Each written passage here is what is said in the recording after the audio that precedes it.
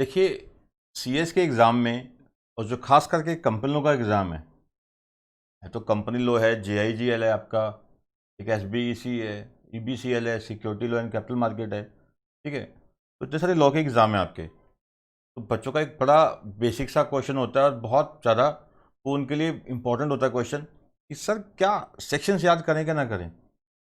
Sections हैं, क्या वो याद किए जाएँ कि ना किए जाएँ, ठीक है।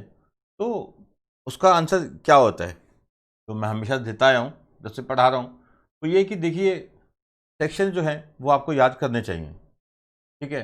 और हर एक चैप्टर के आप हर एक कह सकते हैं एक्ट के आप सेक्शन मत याद कीजिए। जैसा ईबीसीएल, अब ईबीसीएल में कितना सिलेबस है, फेमा है, कंपटीशन एक्ट है, prevention of money laundering act है, ठीक है। उसके अलावा आपका कॉन्ट्रैक्ट एक्ट है, ठीक है, पार्टनरशिप एक्ट है, सेल्स ऑफ गुड्स एक्ट है, ठीक है, रेरा है, ठीक है। किस किस के सेक्शन याद करेंगे, तो ईबीसीएल में सेक्शन याद रखना संभव नहीं है, ठीक है। तो जो आपको लगता है कि आप ये याद कर सकते हो तो करिए। तो मैंने तो कभी नहीं किए, सही बताऊं तो, ठीक है। ईबीसीएल वगैरह जैसे सब्जेक्ट में कभी नहीं किए, क्योंकि सेक्शन एक एक्ट हो तो आप याद कर लो, एक एक्ट तो है नहीं, बहुत सारे एक्ट हैं, ठीक है। तो किस किस के याद करोगे, ठीक है। तो जो सबसे इम्पोर्टेंट है आपके सीएस एग्ज़ाम में, जहाँ पे आपको सेक्शन याद करने चाहिए मेरे हिसाब से, अब देखिए हर एक टीचर की अपनी अपनी ओपिनियन होती है। मैंने जैसे अब सीए के, सीएस के, सीएमए के एग्ज़ाम क्लियर किए, ठीक है, और बड़े इजीली क्लियर किए। तो वहाँ मेरी क्या स्ट्रेटजी रही, ठीक है, कोई गाइडेंस नहीं थी, कोई कोचिंग नहीं थी, और उसके बिना एक क्या स्ट्रेटजी रही, मैं तो उसी हिसाब से आपको बता सकता हूँ, ठीक है। तो हाँ, इम्पोर्टेंट जो है सबसे ज़्यादा वो है कंपनी लॉ का आपका सब्जेक्ट। तो कंपनी लॉ में आपको सेक्शन तो याद करने चाहिए, ठीक है। और हाँ, अगर आप सारे याद नहीं कर सकते तो कम से कम जैसे जो बेसिक आपके इंपॉर्टेंट चैप्टर्स हैं, जैसे कि आपका हो गया आपका जनरल मीटिंग वाला, ठीक है। जैसे अब एजीएम का सेक्शन है 96, 97 आगे आपका एजीएम बाय एनसीएलटी है, 98 है ईजीएम बाय एनसीएलटी, 99 पेनल्टी का, 100 ईजीएम बाय रिक्वेस्ट, ठीक है। फिर आपके डायरेक्टर के शुरू हो जाते हैं आपके 149 से शुरू हो जाते हैं। अब उसमें कई सारे इंपॉर्टेंट सेक्शंस हैं, जैसे 164 डिस्क्वालिफिकेशन, 167 वेकेशन हो गया, 169 आपका रिमूवल हो गया, ठीक है। और बहुत सारे वहाँ सेक्शंस हैं, जो बहुत सारे सेक्शन जो है वो रेलिवेंट है, ठीक है। तो सीएस के सेक्शन शुरू हो जाते हैं, 203 आपका केएमपी का है, 204 आपका सेक्रेटरी ऑडिट का है, 205 सीएस की जो ड्यूटीज़ हैं, ठीक है, और 166 जैसे हैं आपका डायरेक्टर की ड्यूटीज़ क्या हैं। तो वो सेक्शन बहुत इंपॉर्टेंट है। और 197 आपका केएमपी का है, की मेंटल पर्सन का जो रेमुनरेशन वगैरह हो गया, अपॉइंटमेंट हो गई, 196 में अपॉइंटमेंट आ गई, और 197 में रेमुनरेशन आ गया, ठीक है।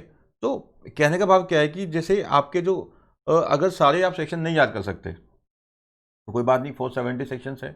अगर आप सारे नहीं याद कर सकते तब भी कोई दिक्कत नहीं है। पर जो इम्पोर्टेंट जो चैप्टर्स हैं आपके, जैसे मैंने बताया कि जनरल मीटिंग्स हो गया, ठीक है, आपका ये हो गया आपका केएमपी का, तो इनके सेक्शंस तो आपको कम से कम याद करने चाहिए, और हाँ, अच्छे से याद करने चाहिए। फिर आपका क्वेश्चन ये आता है कि सर याद कैसे करें, आपने तो कह दिया कि याद करने चाहिए, अरे प्रोविज़न तो याद होते नहीं, सेक्शन कहाँ से याद करें, ठीक है। तो ऐसा नहीं है। देखिए, अगर आप प्रोविज़न के साथ सेक्शन याद करेंगे तो आपको सेक्शंस को याद करना भी बहुत आसान है, प्रोविज़न को भी याद करना थोड़े से फ़ायदा मिल जाता है। ये आपने देखा होगा कई सेक्शंस में क्या होता है कि किसी और सेक्शन की रेफरेंस दी होती है, फिर आपको पता नहीं लगता कि ये कहना क्या चाहता है। एक सेक्शन के अंदर किसी और सेक्शन का नंबर लिखा हुआ है, फिर आप कन्फ्यूज़ हो जाते हैं। और आपको पता होता है कि अगर उस सेक्शन में ये लिखा था तो आपको अगली प्रोविज़न को पढ़ना भी आसान हो जाता है, ठीक है। अगर मान लो आपने सेक्शन ही नहीं अच्छे से पढ़ा, ठीक है, तो 99 सेक्शन में आके बोला कि अगर 96, 97, 98 में डिफ़ॉल्ट हो गया तो पेनल्टी यही है।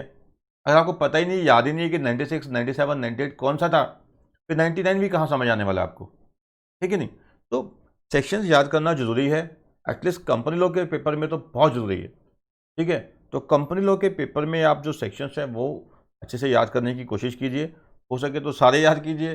अगर सारे नहीं भी याद होते तो कम से कम जो बेसिक चैप्टर्स हैं, इंपॉर्टेंट चैप्टर्स हैं, ठीक है, उनके तो आप याद कीजिए। जैसे चार्जेस का है, चार्जेस में क्या है, 77 से स्टार्ट होते हैं, 87 में ख़त्म हो जाते हैं, 11 गिनती के सेक्शंस हैं, उसको याद करना भी बड़ा आसान है, ठीक है। सीक्वेंस में याद करने की कोशिश कीजिए, कि सीक्वेंस बनाइए कि 77 में क्या था, फिर यहाँ पे रजिस्ट्रेशन ऑफ चार्जेस था बाय द कंपनी, 78 में था registration of charges by the charge holder, 79 में था मॉडिफिकेशन, ऐसे सीक्वेंस में, ठीक है। अगर आप मतलब कि आप पहले एक चैप्टर को पढ़ने के बाद, प्रोविजन को समझने के बाद उसके सेक्शन का सीक्वेंस लगा के देखेंगे, उसको याद करने की कोशिश करेंगे, तो मैं आपको 101% एक गारंटी दे सकता हूँ कि आपको वो सेक्शंस भी याद हो जाएंगे।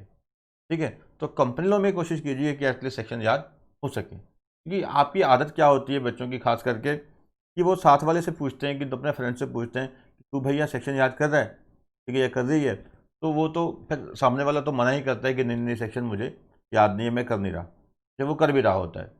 तो आप उसके चक्कर में क्या है कि अपना काम खराब कर बैठते हैं, तो ये नहीं करना। आप समझिए कि आप सीएस कर रहे हैं, ठीक है, तो कंपनी लॉ जो है आपके लिए बहुत इंपॉर्टेंट है।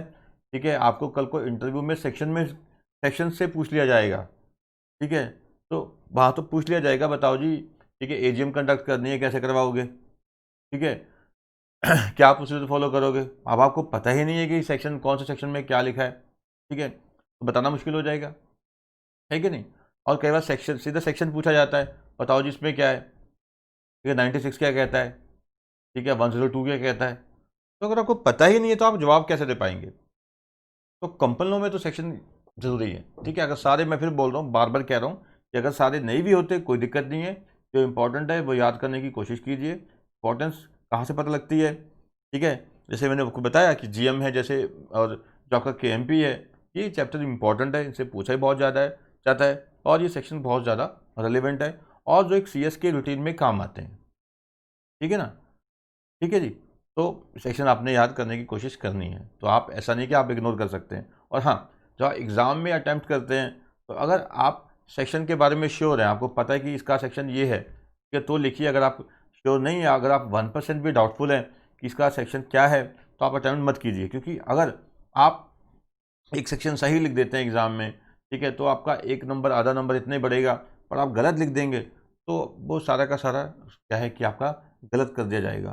ठीक है, सेक्शन ही गलत लिख रहे हैं तो फिर बात ही ख़त्म हो जाती है। तो सेक्शन गलत अटैम्प्ट मत कीजिए। ठीक है, सेक्शन अगर पता है तो अटैम्प्ट कीजिए, अदरवाइज अटैम्प्ट मत कीजिए। बट हाँ, अगर आपने अच्छे से याद रखा है, आपको याद होगा तो आप लिख देंगे।